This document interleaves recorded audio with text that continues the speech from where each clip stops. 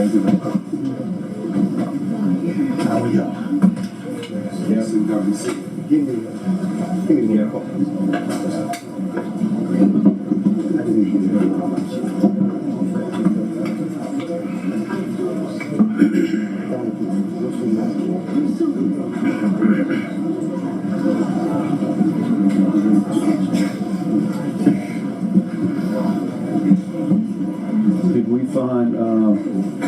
Did we find Reverend Jackson? Okay. All right.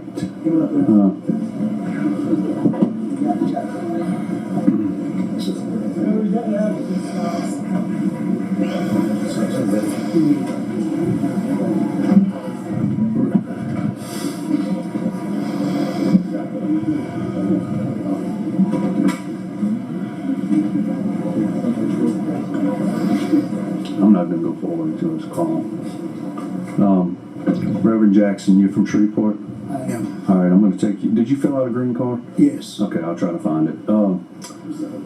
Reverend Jackson, I'll take you up first. Please tell us who you are and give your testimony. So, Mr. Chairman, and to this committee, my name is Theron Jackson. I was born and raised in Lake Charles, but I've lived in Shreveport for 35 years, and I've come before you today not only as a pastor, but as a community leader, as an educator, as a formerly elected official, and as a citizen who's tired of watching democracy become negotiable whenever black voices begin to matter. I'll tell you what confused me today when I listened earlier at the presentations. I was confused because the map that was before the Supreme Court, I understood that Republicans voted for that map. The governor supported that map. The Secretary of State supported that map. And my question was, were they drawing a racially gerrymandered map, or was it drawn for political partisan reasons? I think so, which could make it legitimate by the Supreme Court, you would think. But that pattern is not accidental. That pattern is historical. Mr. Chairman, with all due respect, Louisiana doesn't lead America in health care.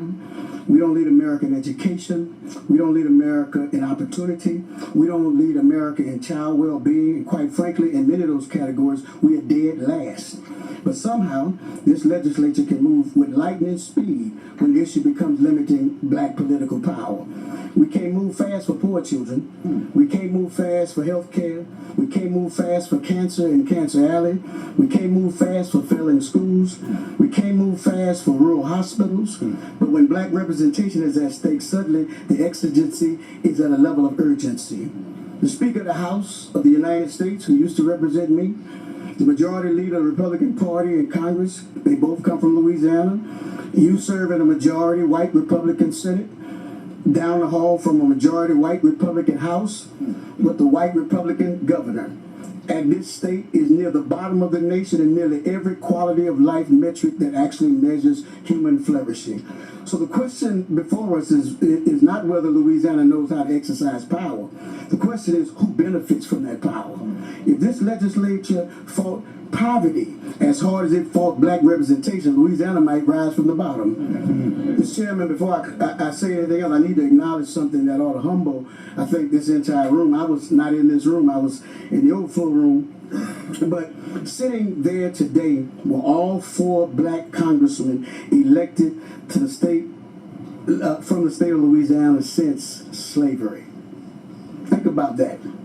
Since slavery, since lynching, since poll taxes, since literacy tests, since black people had to guess how many bubbles were in a bar of soap just to register to vote, since people lost jobs, homes, and lives, and their lives, I should say, for trying to participate in democracy. And now we saw today all 4 sitting here. That shouldn't merely be politically observed. That ought to be morally convicting.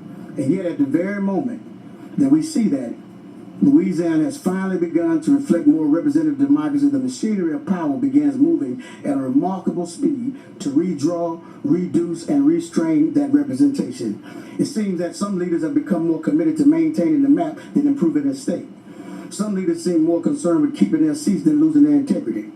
More concerned with keeping the president's or governor's favor than keeping faith with people who sent them here. And more seem to be concerned with protecting party power rather than protecting democratic principles. More seem to be concerned with drawing safer districts than building safer communities. That tension is not lost on us History is watching this committee. For generations, black people in Louisiana were told to wait. Wait to vote, wait to participate, wait to be represented, wait for fairness. And now that representation has finally emerged, now that we have seen it, we are once again being told democracy must be rearranged.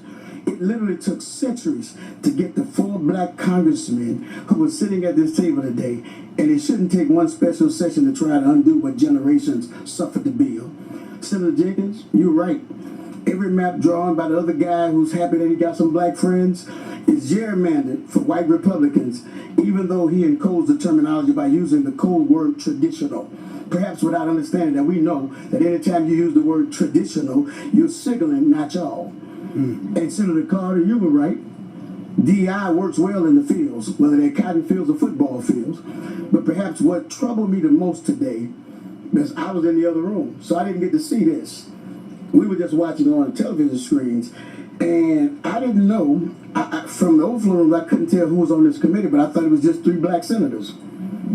Because 4 black congressmen from Louisiana, a general, and other people have sat here, maps have been presented, communities have been pleading to be heard, and yet many on this committee have responded with no questions, no engagement, no visible wrestling with the moral weight of their decision.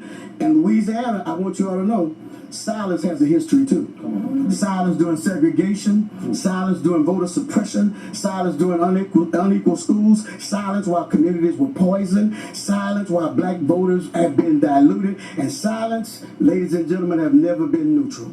Some people in this room inherited rights they never had to march for, never had to bleed for, never had to bury a loved one for them. And perhaps that's why it's easy for them to sit and treat this representation, other people's representation, as negotiable, because they never know what it means to live without the rights. But I need to remind those citizens who are of the same spirit and heart that there are some rights that are neither conferred by nor derived from the state, that they are God-given rights, and that the Bible teaches us, woe unto those who legislate evil and rob the poor of justice. I appreciate these few minutes, and I pray that when history, because all these titles will fade, these committee positions will fade, terms will be up, and I pray that one day when your grandchildren look at you and ask you what you did when the fate of history was before you, that you'll be able to say, I had the courage to do the right thing. Shame that it takes courage to do the right thing, but I hope you'll be able to say, I had the courage to do the right thing. Thank you, sir. Thank you.